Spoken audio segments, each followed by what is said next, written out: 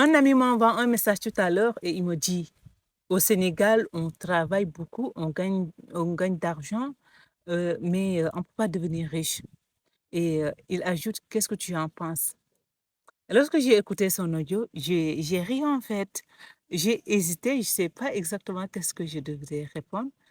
Mais, en fait, pas que je sais pas qu'est-ce que je dois répondre, mais je me disais: «Est-ce que c'est la peine de lui répondre?»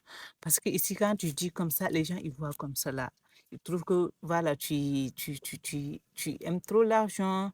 Ils trouvent qu'en fait, tu exagères dans tes réponses. Donc, à un moment donné, je préfère être, quand même, c'est-à-dire que quand je donne mes réponses, je suis un peu directe, en fait. Je suis directe, je ne tourne pas autour et c'est pourquoi la plupart des cas, j'évite, en fait, d'évoquer les questions financières.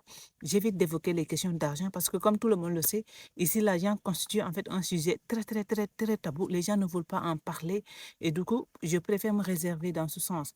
Mais comme c'est un ami, on se connaît depuis fort longtemps, j'ai pris quand même le temps de lui répondre.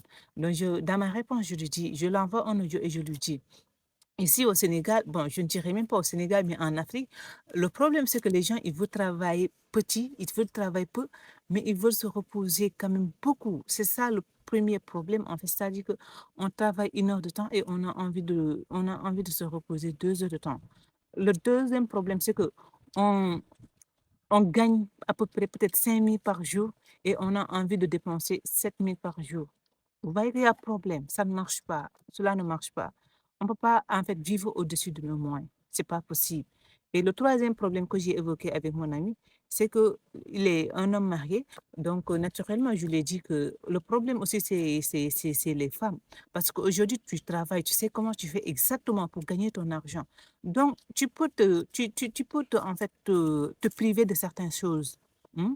Mais ta femme, c'est pas possible parce que si elle te demande de gérer quelques petits besoins pour elle, une fois, 2 fois, 3 fois, tu ne l'as pas fait, elle va commencer à voir les choses d'une autre manière. Elle va commencer à penser que peut-être que tu ne l'aimes plus, peut-être que tu es en train de draguer une autre personne.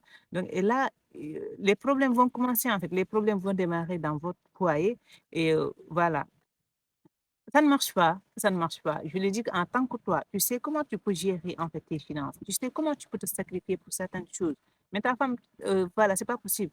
Donc, je pense que les femmes quand même aujourd'hui sont quand même un frein au développement en fait de l'homme.